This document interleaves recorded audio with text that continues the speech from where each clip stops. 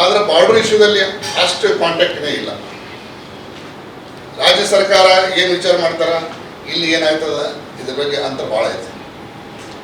ರಾಜ್ಯ ಸರ್ಕಾರ ಒಂದು ಬ್ರಾಡ್ ಫ್ರೇಮ್ವರ್ಕ್ ಮೇಲೆ ವಿಚಾರ ಮಾಡ್ತಾರ. ಬೆಳಗಾವಿ ನಾವು ಬಂದ್ಬಿಟ್ಟೈತಿ 56ನೇ ವಿಷಯದೊಳಗೆ ನಾವು ತಲೆ ಕೆಡಿಸ್ಕೊಬೇಕು ಅಂದ್ರೆ ಯಾವ ಬೇಕಾದ್ರೆ ನಾವು ಕೇಸ್ ಹಾಕಲಿ ಬೇಕಾದ್ರೆ ಮಾಡಲಿ. ಬೆಳಗಾವಿ ಕಾರ್ಪೊರೇಷನ್ ರೆಸೊಲ್ಯೂಷನ್ ಮಾಡ್ತೀವಿ ಅಂತಂದ್ರೆ ಅದಕ್ಕೊಂದು ಏನೋ ಅವರು ಲೀಗಲ್ ಇಂಪ್ಲಿಮೆಂಟ್ ಪಾಯಿಂಟ್ ಔಟ್ ಮಾಡ್ತಾರೆ, ಸಬ್ ಜುಡಿಷ್ ಅಂತೇಳಿ ಈ ಟೈಪ್ ಹೋಗ್ತಾವೆ, ಫಾರ್ಮಲ್ ಆಗಿ ಹೋಗ್ತಾರೆ ಗೌರ್ಮೆಂಟ್. ಬಟ್ ಇವತ್ತೊಂದು ವಾಸ್ತವಿಕ ಸ್ಥಿತಿ ನೋಡಿ, if you have to understand the aspirations of the people, ಇದು ಬಾರ್ಡರ್ ಡಿಸ್ಪ್ಯೂಟ್ ಆಯ್ತು, ವಾಟರ್ ಡಿಸ್ಪ್ಯೂಟ್ ಆಯ್ತು, ಅಷ್ಟು ಈಸಿ ಹ್ಯಾಂಡಲ್ ಮಾಡೋ ಸಾಲಲ್ಲ. ನಾವು ತಿಳ್ಕೋಬೇಕು ಏನು ಇಲ್ಲಿ ಪರಿಸ್ಥಿತಿ ಐತಿ. ಅದರ ಮುಖಾಂತರ ಕಾನೂನು ಚೌಕಟ್ಟಿನಲ್ಲಿ of course you have to all move, but having regard to the people's aspirations. Belagavi ಸಂಬಂಧಪಟ್ಟಂತೆ ನಮಗೆಲ್ಲರಿಗೂ ಗೊತ್ತು, ನಮಗೂ ಹೆಚ್ಚು ಗೊತ್ತು, ಇದು ಕರ್ನಾಟಕದ ಒಂದು ಇಂಟಿಗ್ರಲ್ ಪಾರ್ಟ್, ರೈಟ್? ಇವತ್ತಲ್ಲ, ಇದು 100 ವರ್ಷದಿಂದ ಬಂದಿತ್ತು. 1818ರಲ್ಲಿ ಆಂಗ್ಲೋ ಮರಾಠ ವಾರ ಆಯಿತು. ಆಂಗ್ಲೋ ಮರಾಠ ವಾರ್ನಲ್ಲಿ ಬ್ರಿಟಿಷರು ಗೆದ್ದರು. ಆಮೇಲೆ ಈ ಭಾಗ ಬ್ರಿಟಿಷರ ಭಾಗವಾಯಿತು. ಕೆಲವು ದಿನ ಸದರನ್ ಮರಾಠ ಜೋಬ್ ಅಂತಿದ್ರು, ಒಂದು ರೀಜನ್ ಮಾಡಿದರು. ಅದು ಮದ್ರಾಸ್ ಗೌರ್ಮೆಂಟಕ್ಕೆ ರಿಪೋರ್ಟ್ ಹಾಕಿತ್ತು. ಕಿತ್ತೂರಿನಲ್ಲಿ ಏನೊಂದು ಇದು ಆಯಿತು, ರಿವೋಲ್ಟು.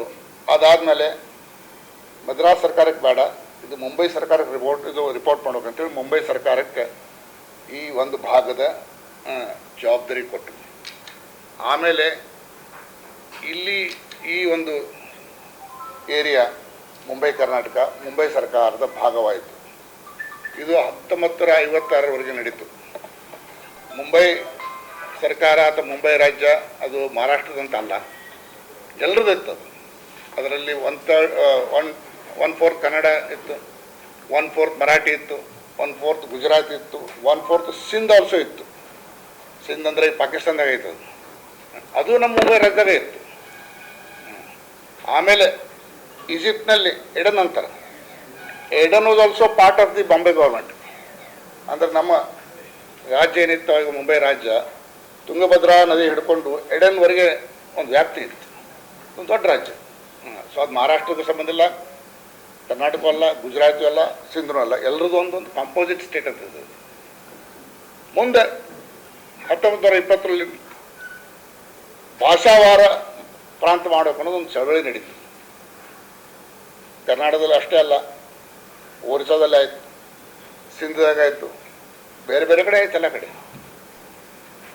ಸೈಮನ್ ಕಮಿಷನ್ ಇದ್ರ ಬಗ್ಗೆ ಭಾಳ ಸ್ಟಡಿ ಮಾಡಿದರು, ಜನ ಓದಿರ್ತದೆ. ಕರ್ನಾಟಕದವ್ರು ಹೋಗಿ ಬೇಡಿಕೆ ಇಟ್ಟರು, ಕರ್ನಾಟಕ ಮಾಡಬೇಕು ನೀವು.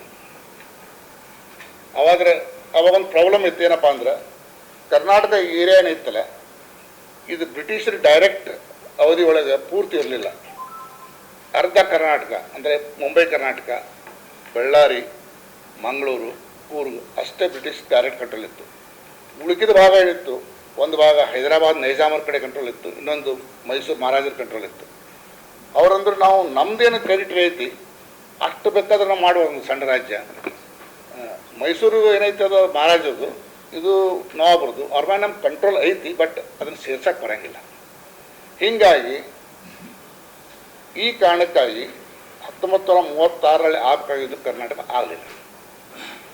ಆದರೆ 2 ರಾಜ್ಯ ಅದು, ಸಿಂಧ್ ಪ್ರಾಂತ ಆಯಿತು, ಒಡಿಶಾ ಪ್ರಾಂತ ಆಯಿತು. ಅಲ್ಲಿ ಯಾವ ಈ ಪ್ರಾಬ್ಲಮ್ ಇರಲಿಲ್ಲ. ಇದ್ರೂ ಸದ್ಯಕ್ಕೆ ಅದನ್ನು they are not major problem ಅಲ್ಲಿ ಮಾಡಿದರು. ಮುಂದೆ ಇಂಡಿಪೆಂಡೆನ್ಸ್ ಬಂತು. ಈ ಭಾಷಾವಾರ ರಾಜ್ಯ ಆಗಬೇಕು, ಒಂದು ಭಾಷೆ ಜನರನ್ನ ಒಂದು ಕಡೆ ಕೂಡಿಸ್ಬೇಕು ಅನ್ನೋ ಡಿಮಾಂಡ್ ಸ್ಟಾರ್ಟ್ ಆಯಿತು. ಅದಕ್ಕೆ ಕಮಿಷನ್ ಅಪಾಯಿಂಟ್ ಮಾಡಿದರು, ಫಜಲಹಳ್ಳಿ ಕಮಿಷನ್.